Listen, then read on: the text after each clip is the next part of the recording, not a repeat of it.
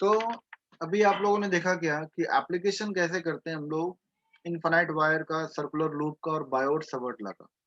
अब कुछ और भी इंपॉर्टेंट क्वेश्चन है, ठीक है, और भी इंपॉर्टेंट क्वेश्चन है, वो आपको सॉल्व करना है। कि अभी हम लोगों ने देखा क्या कि magnetic field due to straight current carrying conductor, straight current carrying conductor. अब मान लीजिए स्ट्रेट में ही अगर इस टाइप का दिया है, ट्राइंगल है या ये है,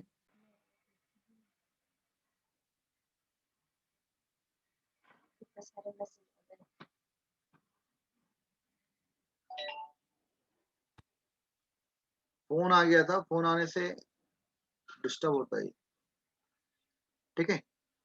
तो अभी आप लोगों ने देखा कि स्ट्रेट करंट कैरिंग कंडक्टर के कारण मैग्नेटिक फील्ड क्या होता। अब मान लीजिए इस टाइप का स्ट्रक्चर अगर आपका दिया है,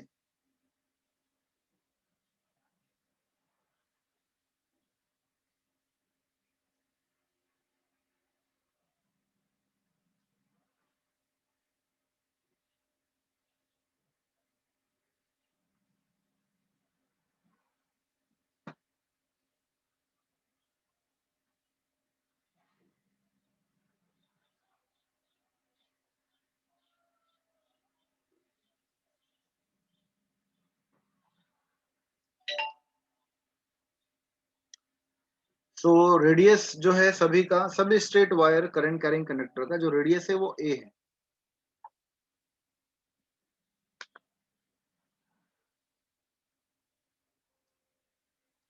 सभी का रेडियस क्या दिया हुआ है, ए।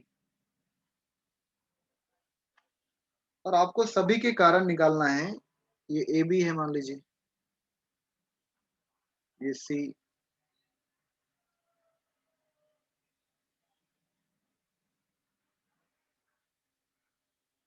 तो सभी में करंट आपका थ्रेड कर रहा, मूव कर रहा है। करंट कहाँ से मूव करना शुरू हुआ, मान लीजिए यहाँ से, आई करंट,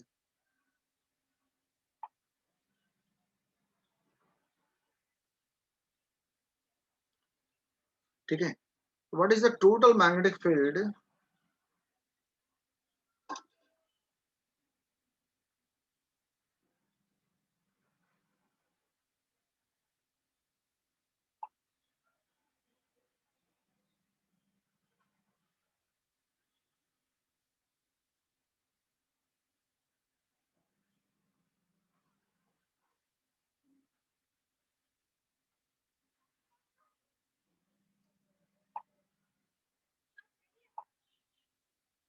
तो आपको निकालना है ओ पर मैग्नेटिक फील्ड क्या होगा, ओ पर मैग्नेटिक फील्ड क्या होगा।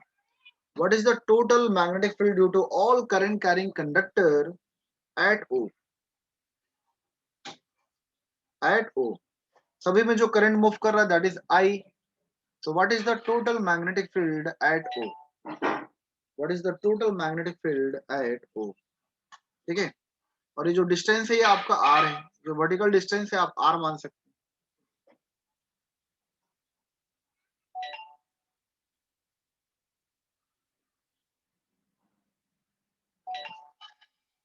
जो परपेंडिकुलर डिस्टेंस है at the observation point to the current carrying conductor, ये क्या आर है। जल्दी निकालिए सभी कोई। What is the total magnetic field at O due to all current carrying conductor. Zero आएगा, क्या आएगा, या कितना आएगा, आपको निकालना है।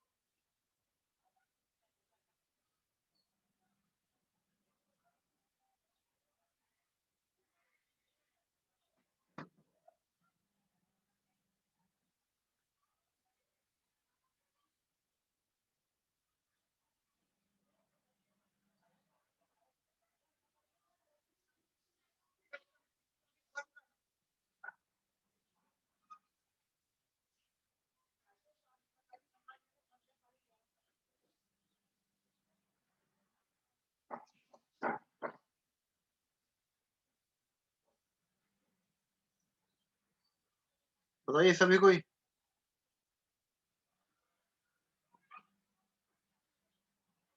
सम्यक का आंसर आ रहा है ऑप्शन बी। चेक करते हैं हम लोग, option B is wrong answer. ठीक है, अब तेजस्विनी का आंसर आया आपका डी ऑप्शन। सभी कोई अलग अलग ऑप्शन दे रहे, प्रतीक का ऑप्शन ए है, तेजस्विनी का डी है। The correct answer is C. किसी का सी नहीं आया अभी तक, तो the correct answer is C. तो वो सी कैसे आएगा वो फाइंड करना आपको।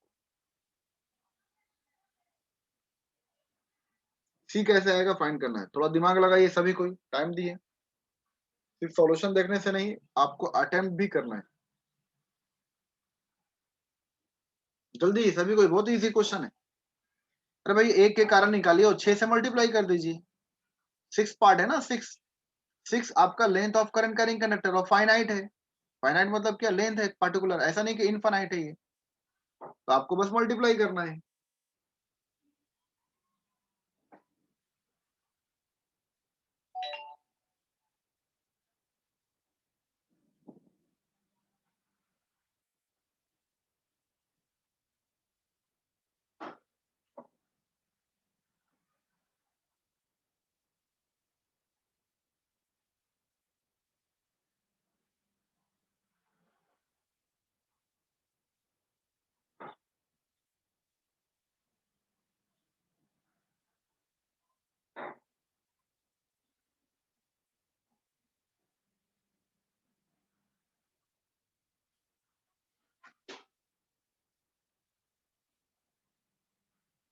जल्दी कीजिए सभी कोई।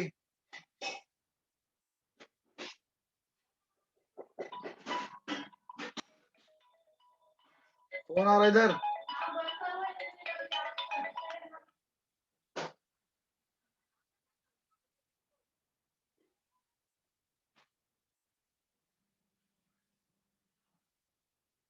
ये तो मेरे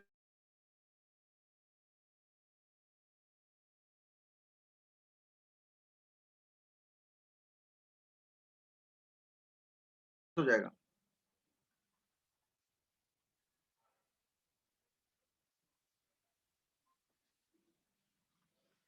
आगे आंसर सभी का बताइए। देखिए यहाँ ध्यान से देखिए सभी कोई।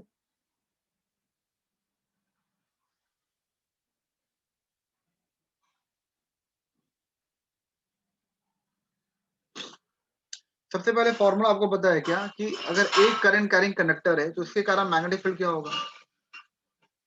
अगर एक करंट कैरिंग कंडक्टर है तो मैग्नेटिक फील्ड क्या होगा, due to one current carrying conductor. तो B is equal to what, mu not upon 4 pi I upon, देखिए ए नहीं आएगा, क्यों, क्योंकि करंट कैरिंग कंडक्टर से ऑब्जर्वेशन पॉइंट का डिस्टेंस देखना आपको। करंट कैरिंग कंडक्टर से ऑब्जर्वेशन पॉइंट का डिस्टेंस, जैसे ये है, तो ये करंट कैरिंग कंडक्टर से ऑब्जर्वेशन पॉइंट का डिस्टेंस, ये आर आएगा। ये क्या आएगा आपका आर। हर जगह आप आर ले सकते हैं। ये करंट कैरिंग कंडक्टर है तो ये आपका आर आएगा, परपेंडिकुलर डिस्टेंस, ये आर है। ठीक है, तो mu not upon 4 pi I upon R, और फॉर्मूला आपको पता है sine phi 1 plus sine phi 2। जब भी फाइनाइट करंट कैरिंग कंडक्टर है, this is the magnetic field, this is the magnetic field. तो अब कैसे निकालेंगे, सबसे पहले आपको आर का वैल्यू निकालना है। सबसे पहले आपको आर का वैल्यू फाइंड करना पड़ेगा। ठीक है, जब तक आर नहीं मिलेगा तब तक आपका आंसर, और ये एंगल भी। तो आपको पता होना चाहिए कि जो यहाँ पर डायगोनल इंटरसेक्ट करते हैं, तो कभी भी जो हेक्सागोनल है, ठीक है, वो एंगल कितना सबटेंड करेगा, 60 डिग्री। ये हमेशा पता होना चाहिए आपको, क्यों, देखिए पूरा एंगल क्या है आपका 360 डिग्री। पूरा एंगल क्या है 360 डिग्री, और अपॉन एन, एन मतलब क्या, नंबर ऑफ साइड, तो क्या होता है 6। 360 डिग्री अपॉन 6, तो क्या आएगा 60 डिग्री।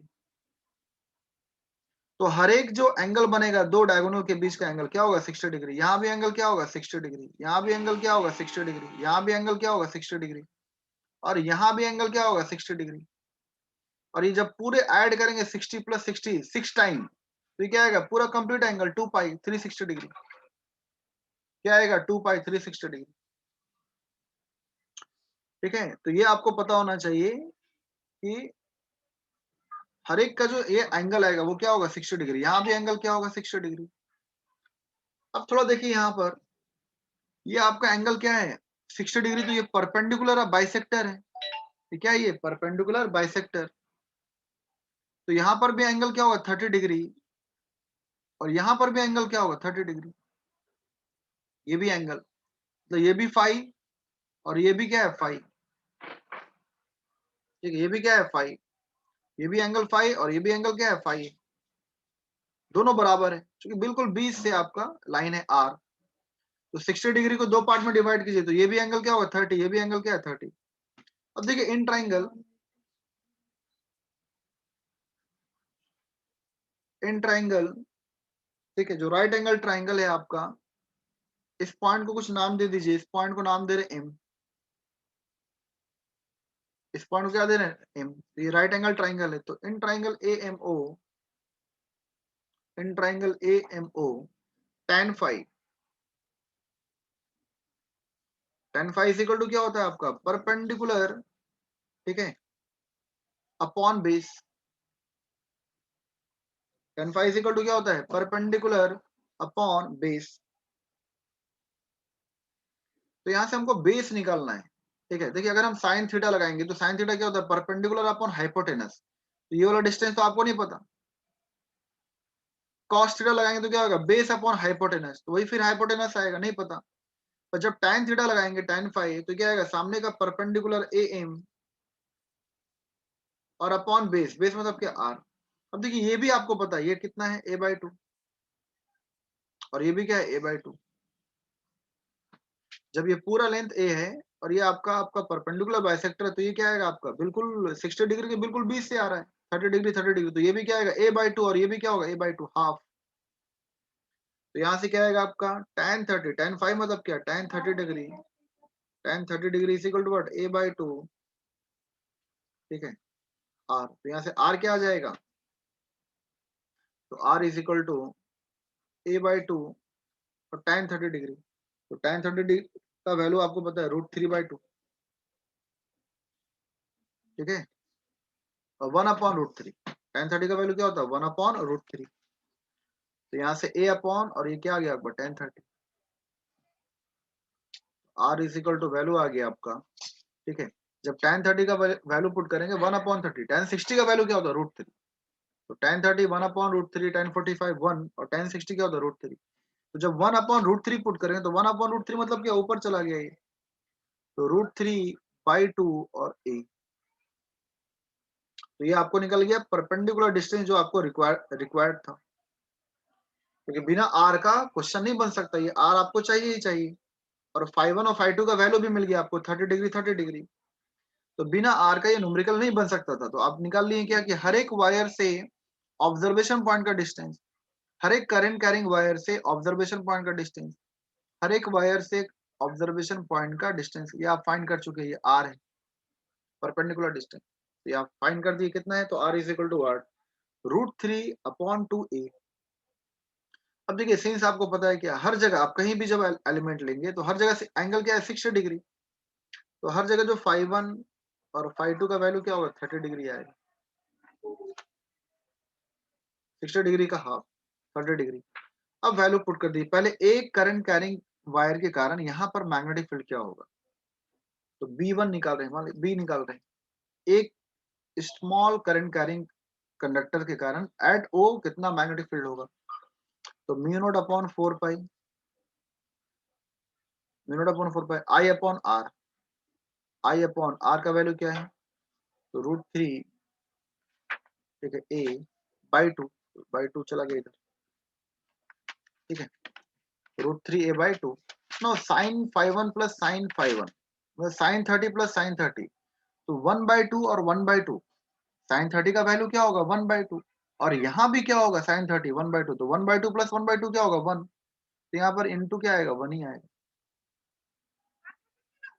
तो ये आपका एक के कारण मैग्नेटिक फील्ड निकला, क्या निकला एक के कारण। अब देखिए इसका डायरेक्शन क्या होगा यहाँ पे, तो आउटवर्ड डायरेक्शन है। यहाँ पर डायरेक्शन क्या है आउटवर्ड। क्यों, क्योंकि जब आप थंब यहाँ रखेंगे तो इधर क्या आएगा इनवर्ड, जो फिंगर का कर्ल का डायरेक्शन आएगा इधर आएगा, तो इधर इनवर्ड होगा। और अगर ऑब्जर्वर करंट कैरिंग कंडक्टर के अपोजिट में है तो इसको क्या दिखेगा, आउटवर्ड। यहाँ भी क्या होगा, इधर इनवर्ड तो इधर क्या होगा, आउटवर्ड। यहाँ इनवर्ड तो यहाँ पर आउटवर्ड, यहाँ पर इनवर्ड तो यहाँ पर आउटवर्ड। इसके कारण भी यहाँ पर क्या इनवर्ड तो यहाँ पर क्या आउटवर्ड है। तो हर एक करंट कैरिंग कंडक्टर के कारण जो डायरेक्शन है आउटवर्ड है, मतलब सभी ऐड होगा। सभी क्या होगा, ऐड। कितना ऐड होगा, तो 1 2 3 4 5 6 टाइम ऐड होगा। तो the total magnetic field can be written as B net is equal to, ठीक है, 6 टाइम्स ऑफ बी। जब एक के कारण इतना है तो 6 करंट कैरिंग कंडक्टर के कारण कितना होगा, तो 6 टाइम्स ऑफ बी, यही आएगा सभी के कारण, क्योंकि सब जगह एंगल वही है, आर भी वही आएगा। तो this is the final answer, क्या होगा, तो म्यू नॉट अपॉन 4 पाई, ठीक है। 6 × 2 क्या होगा, 12I अपॉन √3a। अब देखिए इसको लिख सकते हैं क्या, 4 × 3, 12 को क्या लिखेंगे, 12 कैन बी रिटन एज 4 × 3।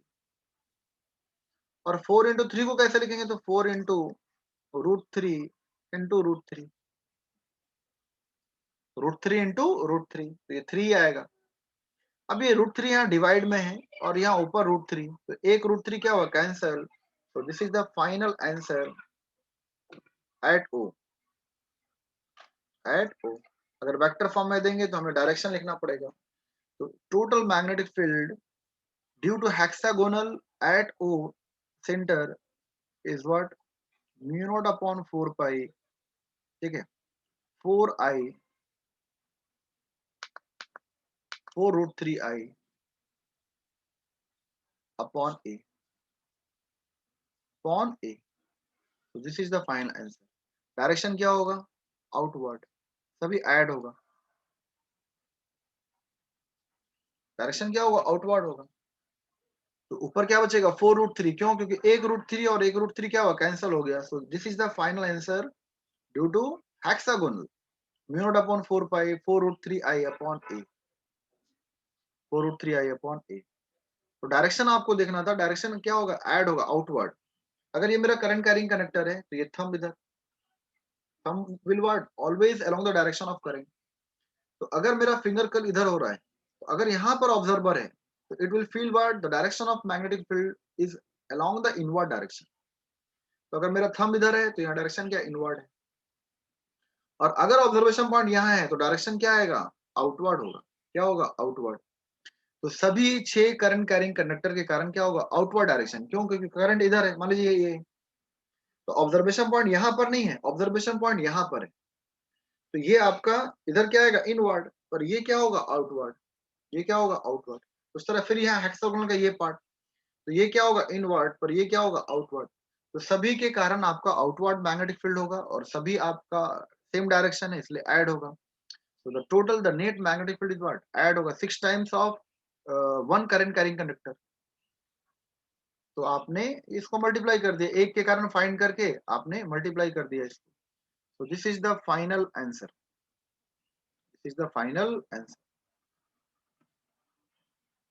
ठीक है। तो आज के लिए इतना ही रखिए, आज ज्यादा हो गया, और भी बहुत कुछ है बताने को। तो आपके लिए एक होमवर्क है क्या, कि what is the total magnetic field eight triangle, centre of triangle, triangle के कारण निकालना आपको, ठीक है। कि अगर आपका ट्राइंगल है,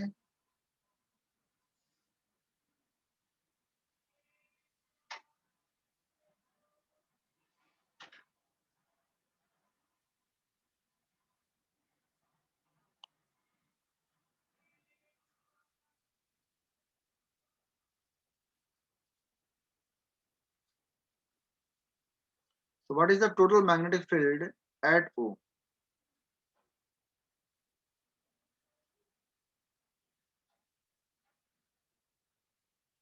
ठीक है। What is the total magnetic field at O. तो अगर ये करंट कैरिंग कंडक्टर है और जिसका साइड मान लीजिए ए दिया हुआ है, इक्विलेटरल ट्राइंगल, ये भी साइड ए, ये भी साइड ए, ये भी साइड ए। तो what is the total magnetic field at O. उस तरह स्क्वायर अगर है, ठीक है, तो स्क्वायर का जो सेंटर पर मैग्नेटिक फील्ड क्या होगा, ओ पर, करंट दिया हुआ आई,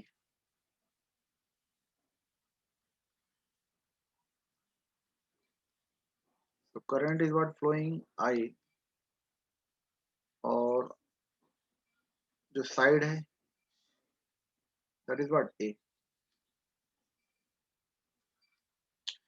Side of a square is A, side of equilateral triangle is A. So what is the total net magnetic field at the centroid of triangle and center of square? ये आपको find करना है, ये आपका homework रहेगा. ठीक है, तो हम लोग नेक्स्ट लेक्चर में मिलेंगे.